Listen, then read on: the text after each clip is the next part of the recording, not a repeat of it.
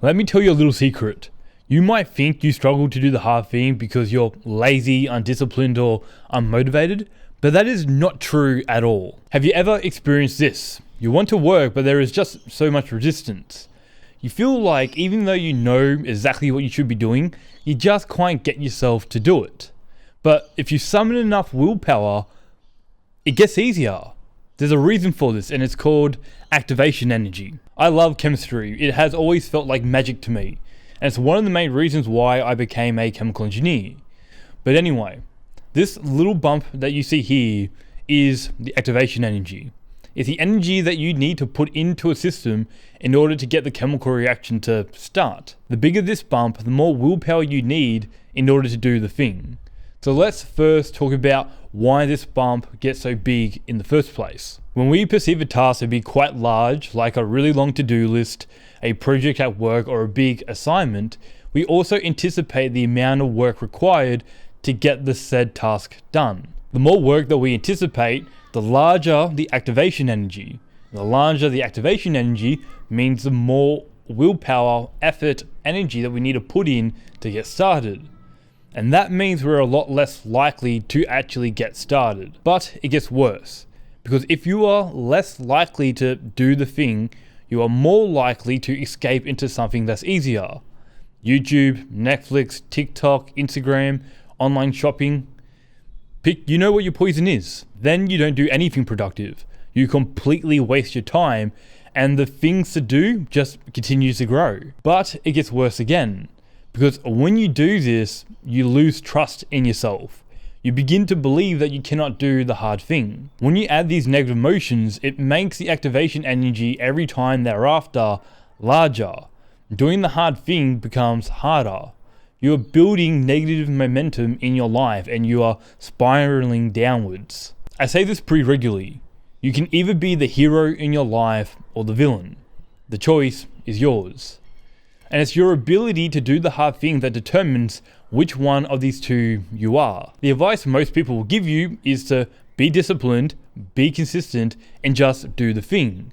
In other words, grind, baby, grind. Overcoming the activation energy with brute force is like burning more fuel to increase the temperature for the chemical reaction to happen spontaneously. You can absolutely brute force your way into discipline, consistency, and hard work in the short term. But the problem is most people are not able to stick to it long enough for it to become something that they just do. They run out of fuel, burn out, become exhausted, and the activation energy just gets too high to continue. This is why I'm not a fan of dopamine detoxes, crash diets, or radical workout programs. These are definitely things that you can maintain in the short term for a couple weeks, maybe even a few months, but they never become a part of your lifestyle. The things that we improve in and see a lot of growth are the things that we stick to for the long term, years. And the things that we stick to for years are the things that become a part of our lifestyle. When something is a part of your lifestyle, the activation energy is rather low because it's just something that you do. Here's the reality of it. If you're doing something for a couple months and every time you do it, it feels like a grind, it feels like you have less energy after doing it than you had before, and you dread doing it, then it's not for you, and you should find something else. For example, when I first started going to the gym, it was hard and uncomfortable, but when I stuck to it for a couple months, it became easier. I eventually fell in love with the gym, and now going to the gym is my kingdom. I have more energy after coming back from the gym than when I walked in, even though that I am physically tired. The gym is my thing, but it might not be your thing, and that's okay. Not everyone needs to be a bodybuilder, but everyone needs to exercise because of health reasons. My point is, find your gym, and we'll talk about that shortly. Don't fall victim to the glorification of the grind. It's an empty life, one that you won't be able to sustain, and one that distracts you from the lifestyle you actually want to live. Instead, identify your ideal lifestyle and then select activities that fit nicely into it. This is how you stick to things over the long term. This is how you make progress in your life. This is how we do the hard things without it being so hard. There are two ways you can overcome the activation energy. The first is by brute force.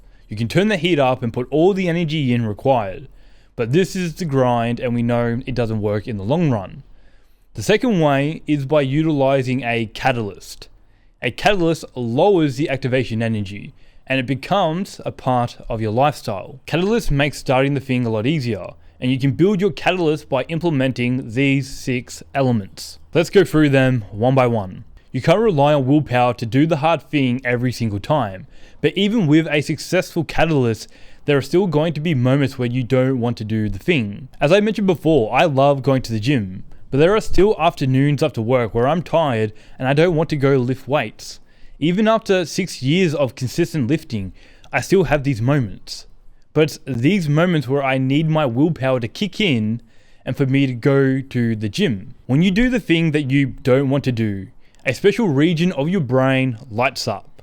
I learned this from Andrew Huberman. The anterior mid-cingulate cortex, or the AMCC, is responsible for your willingness to go do the hard thing. Huberman explains that when we do the hard things, the AMCC actually increases in size. It makes doing the hard things progressively easier over time. But the inverse is also true. When you don't do the things that are hard, when you don't do the things that you don't want to, your AMCC actually shrinks in size. And it makes doing those hard things progressively harder over time. There is a way to train your AMCC so it stays strong, and Andrew Huberman calls these exercises microsucks. They are the things that only take 2 to 5 minutes to complete, but you absolutely hate doing them. So make a habit of doing them then and there regularly. When you stare at the dishes in the sink and you go, ugh, I'll do this in the morning, that's your cue to do them right now. When you look at your garbage bin, you'll be like, I'll take it out tomorrow. That's your cue to do it right now. When you think to yourself, I can't be bothered brushing my teeth, that's your cue to do it right now. Whenever I catch myself thinking this way, I make a habit to do the thing immediately, because it makes doing the harder things like going to the gym, writing YouTube scripts, approaching that girl, doing whatever the thing is, a lot easier. Between you and me, I have a weakness: snoozing. The activation energy needed to get out of bed on time is huge. But I noticed something interesting. 5, 10, 15, 20 more minutes. I say this so often, and it's usually because I didn't get enough sleep the night before, and I'm trying to suck every single minute I possibly can. But last Sunday I went to bed at 12:30, and when my alarm sprung to life at 4 a.m, I became immediately vertical. So what's the difference? The difference was I needed to go catch a flight to Sydney. It's a consequence of missing my flight that gave me all the motivation I ever needed to get out of bed without snoozing. You need a consequence. You need to be accountable. If you keep letting yourself off the hook every time you don't do the hard thing, how could you ever be able to trust yourself? Your words, the commitments that you make to yourself, they don't mean anything unless you hold yourself accountable. When I say I'm going to do something, it has to get done. I don't let myself off the hook easily, and if it's not going to get done, there needs to be a very good reason why. I can't quite explain what holding myself accountable actually looks like, but it's allowing myself to feel the pain of severing the promise I made with myself. It's not making any excuses for my own weaknesses. And as you can tell, I am very focused about my own intrinsic motivators. Without your intrinsic motivators being solid, what you're trying to do is always going to feel like a grind. And Rian Doris actually made a very good video about this, so I'll put a card up here for you to go watch later, because he goes into more detail than what I'm going to do here, and it's really worthwhile watching. So Rian explains that there are 5 intrinsic motivators. The first is curiosity, how interested you are about what you are learning and doing. Second, purpose, feeling like you are pursuing and contributing towards a cause you truly believe in. Third, mastery, your desire to continually improve at the thing you want to achieve excellence at. 4, autotelicity, the enjoyment you get from doing the thing. You do it for its own sake rather than an external reward. And 5, autonomy, having control over the when, how, and why of the work you do. For the hard things that you're trying to do, assess the intrinsic motivators that you have and which ones you lack, because that's going to reveal to you pretty clearly what you need to do. For example, something I noticed is the activation I need to overcome when I finish a YouTube video project and I'm about to start a new one is quite high. So when I analyze my intrinsic motivators, it revealed to me what's going wrong here. I am very curious about how the world works and also how to self-improve. And I really do enjoy learning about these things and sharing it with you guys. I believe I am contributing to something huge here. And if you saw my last video about personal responsibility, then you would know how passionate I am about developing ourselves for the sake of humanity. But if I'm going to be honest, there's quite a lot of self-doubt as well. I often catch myself thinking, maybe these guys don't need to hear it from me. Maybe my insights aren't that useful or interesting to other people. I really do enjoy writing about these ideas, but I have done it from a place of wanting an external reward. Views, subscribers, impact, and also at some point down the track, money. I want to achieve mastery of my writing and my communication, but I really don't care too much about the video production side of things. I have autonomy in how I work and why, but having a 9-to-5 job that chews up so much of my time really restricts me with the when. And so, yes, I do feel quite restricted. When my intrinsic motivators look like this, of course I'm going to feel some resistance when starting a new project. You probably noticed that my video strategy has changed quite significantly compared to the earlier videos I used to make. It's because I'm putting so much more attention on doing the things I want to get really good at rather than the things I would like to outsource as soon as I can. It allows me to make more videos more frequently, and the more videos I make, the more practice I get, and the higher quality each video becomes. Danko has a philosophy of, if you solve problems in your own life, then you are qualified to share that information with others. And this is something that I try to remind myself as often as I can. Making these changes have actually helped. The activation energy has been lowered and getting into the next project is easier.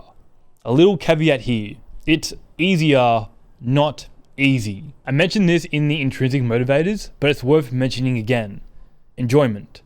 If you don't enjoy what you're trying to do, it is always going to feel like a grind, and you're not going to be able to stick to it.